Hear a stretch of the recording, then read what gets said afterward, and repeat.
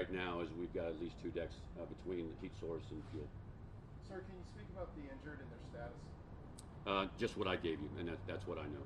And then you guys have no idea how the fire started. Have you had a chance to talk to any of the crew members on board? They don't have any idea of how it got started at all? Well, again, the reports came from the crew members on board, and that's how we know right now, is that it was originated, again, in the lower V, and as soon as, we were made aware of it, reports made, and then we, started doing firefighting efforts. So was it someone like welding or anything like that? There wasn't someone working on the ship and sparked the fire? No. Were there flames at that time when it started? There was a report of fire on board, so yes, sir. Yeah, I know the San Diego Fire Rescue Captain, he said that it could burn all the way down to the water level. Is the plan to let it burn all the way down? Are you guys actively trying to stop this? No. Again, for the last 24 hours, 400 sailors have been on board that ship to make sure that we make every effort to save that ship.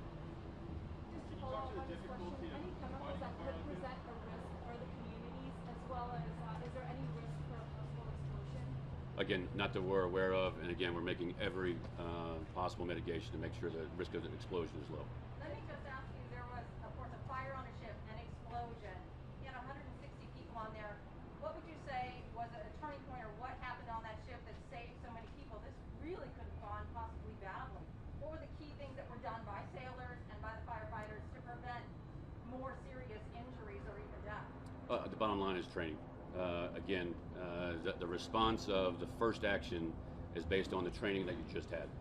And so these sailors from day one are trained to react as soon as they hear either a sound, a signal, a smell, any sense about fire or danger. They will respond and react, and then make sure that, again, safety of self, ship, and shipmate, and that's exactly what they did. So walk me through that process, if you could, what they would have done if that happened. Again, the first thing you do is you take care of the scene, you report what you see at the scene, and then you contain the scene. And what you can do, whatever you can do personally, and or with the team members local, you can affect that. If it's too much, you step back, you contain, you step back, you contain, and make sure that at least you can contain it where it is. And then there was a point when they decided they had to get off the ship. Can you Absolutely, talk about that a little bit? absolutely. And evidently, again, during the initial stages, it expanded beyond their capability. That's why we called San Diego Fire Department and Federal Fire, and they came in support. And by that time, it was already moving, and then that's when the explosion happened. We had to reset, make sure, again, safety of shipmates, and they did that, and then we went back in and started fighting. Sir, we know in the last year that the San Diego Fire Department has been on the base training to fight these fires. Can you go through the process about why they were pulled off the fire? Again, varying stages. You'll have to ask them. They weren't pulled off the fire.